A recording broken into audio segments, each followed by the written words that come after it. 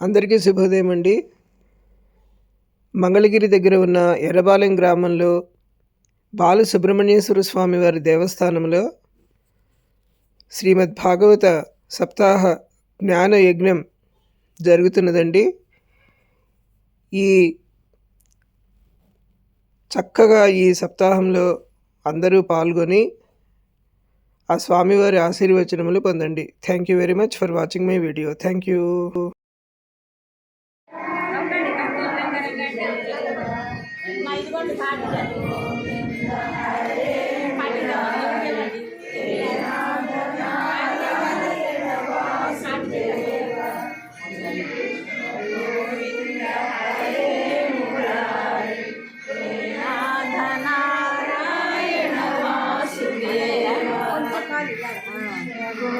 ఆయన ఎక్కడైనా ఇవిడిపోతాడు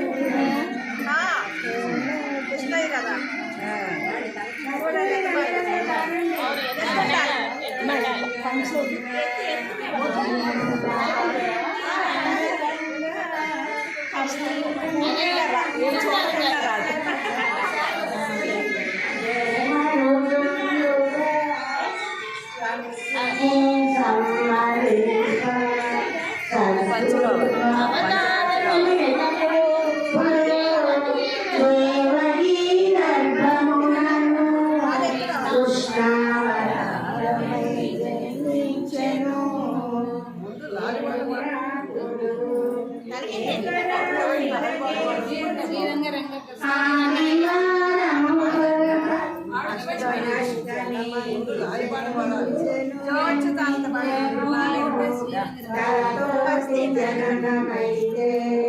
తనకు బహుమోసము వచ్చునగుచు ఎదురు కాళ్ళను పుట్టెను. కస్తూరి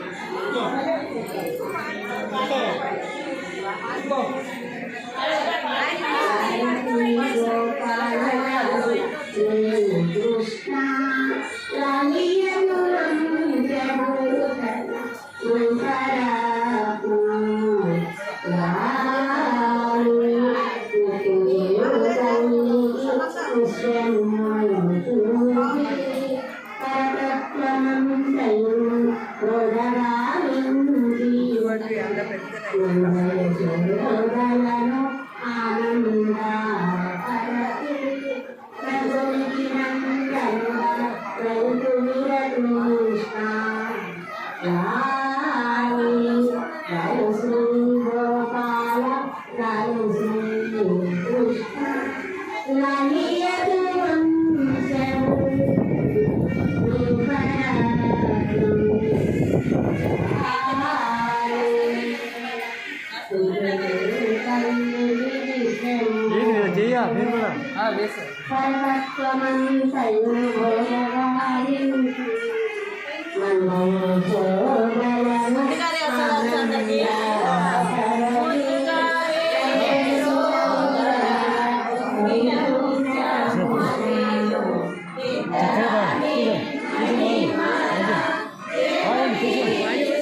ఈ మైక్ ఇది మైక్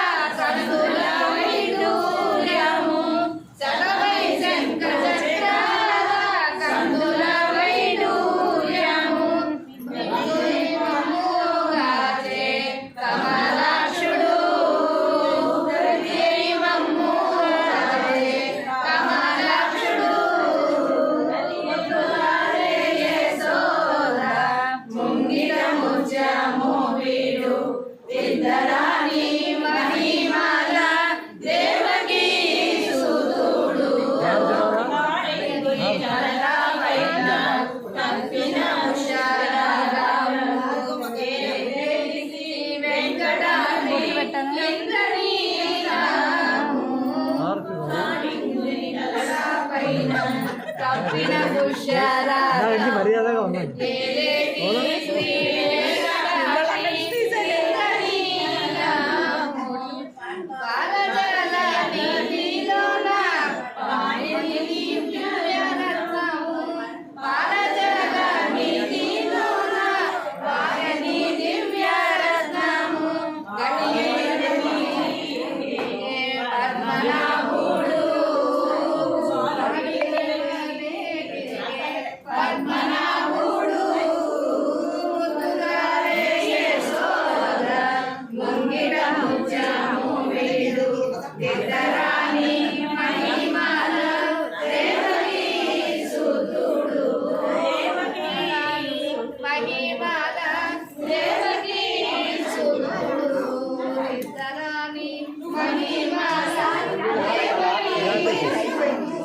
బైక్ ఆపేసి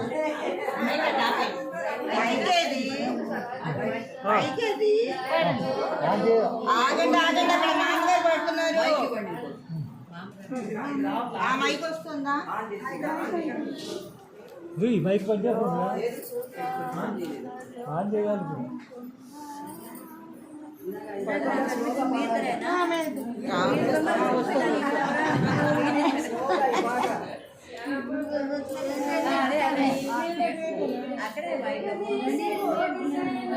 దగ్గర పెట్టమా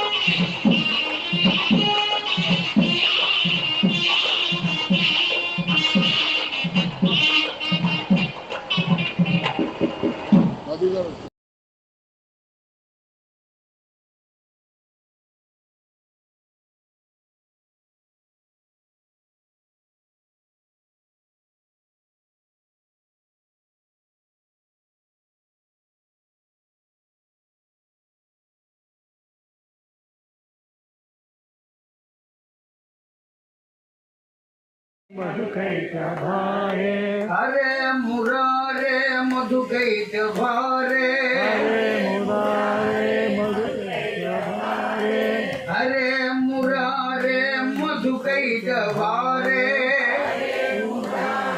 मधुकैट भारे हरे मुरारे मधुकैट भारे हरे मुरारे मधुकैट भारे हरे मुरारे मधुकैट भारे हरे मुरारे मधुकैट भारे हरे मुरारे मधुकैट भारे हरे मुरारे मधुकैट भारे जय गोपाल कृष्ण भगवान की जय जय गुरु राधा मात को जय रुक्मिणी देवी की जय सत्य भामा मात को जय व्यास भगवान को जय योगींद्रुలకు जय సుతుల వారికి जय భాగవత గ్రంథ మాతకు जय భక్తాగ్రగణ్యులకు जय అని ఆ పశువాన్ని ఎత్తుకుని లోపలికి వెళ్ళి ఇంతెంత అప్పుడప్పటికి తీసినటువంటి వెన్నముద్దలు పెట్టిందండి. ఎంత మాయ చేశాడండి వాడు. అసలు మట్టి తిన్నాడా తినలేదా మాట్లాడరేమండి? చూశారా?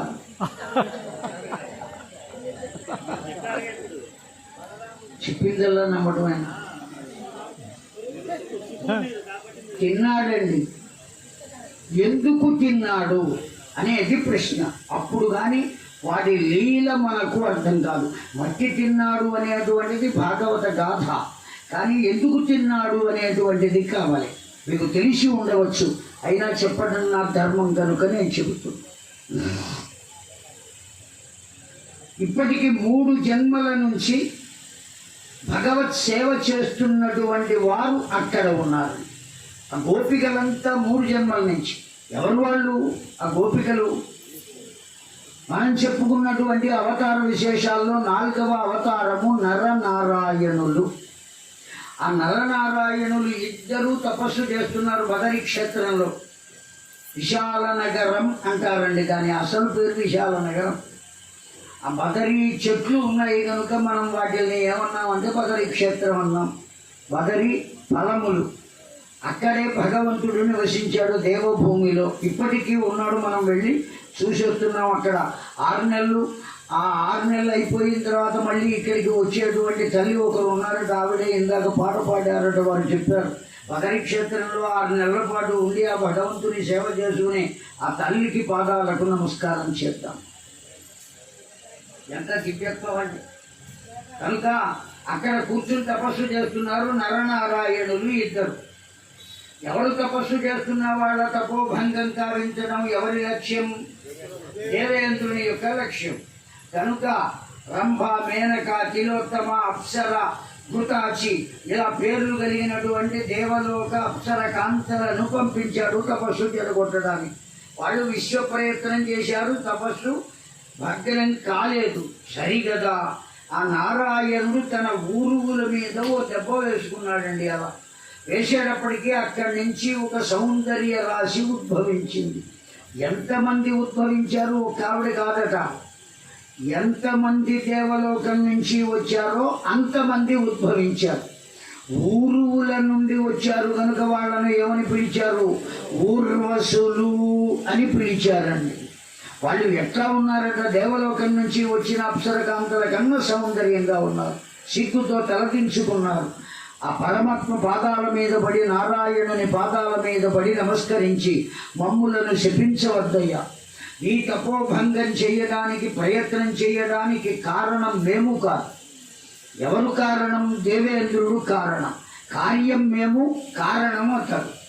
కనుక మమ్ములను శిక్షించవద్దు. నేను మిమ్ములను శిక్షించను, మీ లోకానికి మీరు వెళ్ళిపోండి అని చెప్పారు నారాయణ. వాళ్ళు ఏమన్నారట? మేము వెళ్ళమయ్యా. మేము వెళ్ళి అక్కడ ఉన్న దగ్గర నుంచి ఆ దేవేంద్రుడు అందరి తపస్సులు చెడగొట్టడం కోసం మమ్మల్ని పంపిస్తూ ఉంటాడు. ఇప్పటికే పర్వతాలుగా మేము చేసిన పాపాలు నిలబడి ఉన్నాయి. ఆయన సేవకులం గనక చెయ్యక తప్పదు. కనుక ఇప్పుడు మేము వెళ్ళం. వెంటనే నారాయణుడు అన్నాడు, మీరు వెళ్ళకపోతే దేవేంద్రుడు దుఃఖపడతాడు కదా. అయ్యా, మాకు బుద్ధి కనపడ కొరకు నీవు కొంతమందిని సృష్టించావు కదా, వారిని అక్కడికి పంపు, మేము ఇక్కడే ఉండి సేవ చేసుకుంటాం అని ఆ అప్సర కాంతలు ఆ జన్మ అంతా నరనారాయణులకు సేవ చేశారు. శరీరాన్ని వదిలిపెట్టిన తరువాత మరు జన్మలో వాళ్ళు అరణ్యములలో ఋషులు మునులై అవతరించారు. రామచంద్రుడు అరణ్యవాసం చేసినప్పుడు ఆ భగవంతునకు సేవ చేశారు.